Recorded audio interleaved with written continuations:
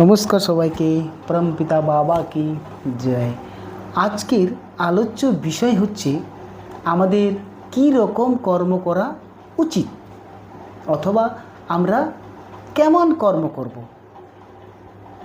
সেই বিষয়ে আজকে আমি আলোচনা করব।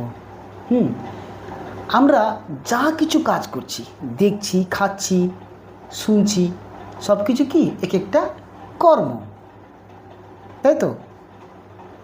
কৃষকরা মাঠে কাজ করছে, এটা একটা কর্ম।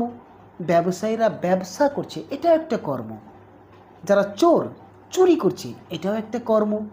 যারা ডাকাত ডাকাতি করছে, এটাও একটা কর্ম। তো সব কিছুতে কর্ম। হ্যাঁ, সবাই নিজ নিজ কর্ম করে আমরা কি করছি, এগিয়ে চলেছি।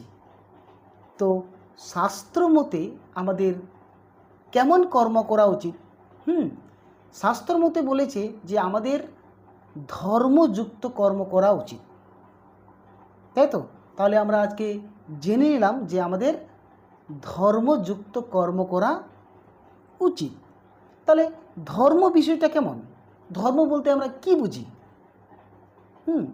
ধর্ম কথার অর্থ হলো যা ধারণ করে থাকে, যা ধারণ করে থাকে সেটাকে আমরা ধর্ম বলি।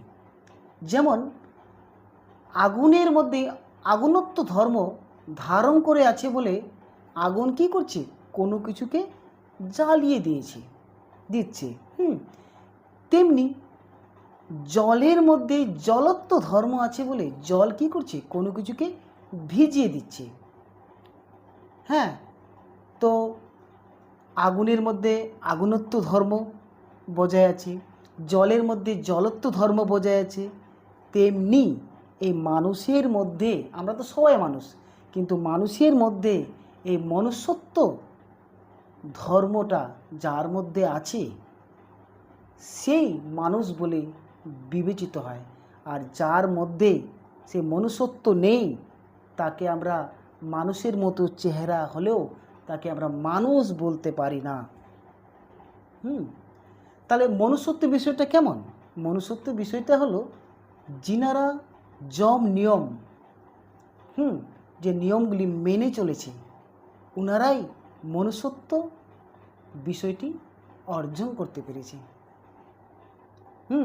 এবার নিয়ম বিষয়টা কেমন সেটা আমি আগের ভিডিওতে বলেছি।